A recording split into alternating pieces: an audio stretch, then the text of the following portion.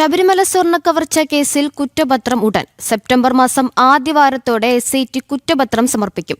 2019 സ്വർണ്ണക്കവർച്ച കേസിനൊപ്പം 2025 സ്വർണ്ണക്കവർച്ചയും ഉൾപ്പെടുത്തി ഒറ്റ കുറ്റപത്രം സമർപ്പിക്കാനാണ് ക്രൈംബ്രാഞ്ച് നീക്കം.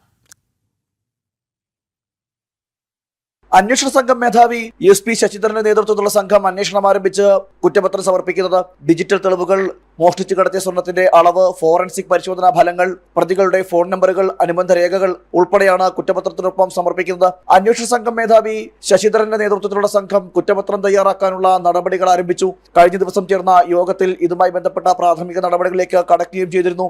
2025 സ്വർണം പൂശൽ ഉൾപ്പെടെ ഒറ്റ കുറ്റപത്രമായി സമർപ്പിക്കാനാണ് അന്വേഷണ സംഘം തയ്യാറെടുക്കുന്നത്. 2019 സ്വർണ്ണക്കവർച്ചയ്ക്കൊപ്പമാണ് 2025 സ്വർണ്ണക്കവർച്ച കൂടി ചേർക്കുന്നത്. 2025 സ്വർണ്ണക്കവർച്ചയുമായി ബന്ധപ്പെട്ട് മുൻ Devaswom board president PS Prashanth, അംഗം അജികുമാർ എന്നിവരെ ചോദ്യം ചെയ്തിരുന്നു. ഇവരിൽ നിന്നും ചില നിർണായക വിവരങ്ങൾ കൂടി അന്വേഷണ സംഘത്തിന് ലഭിച്ചിട്ടുണ്ട്. ഇതടക്കമാണ് കുറ്റപത്രത്തിൽ ഉൾപ്പെടുത്തുക.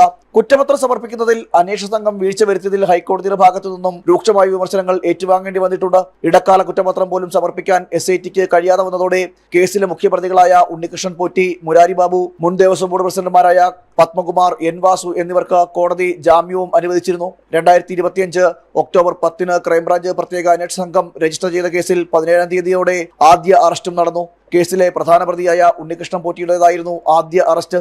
ജനം, തിരുവനന്തപുരം.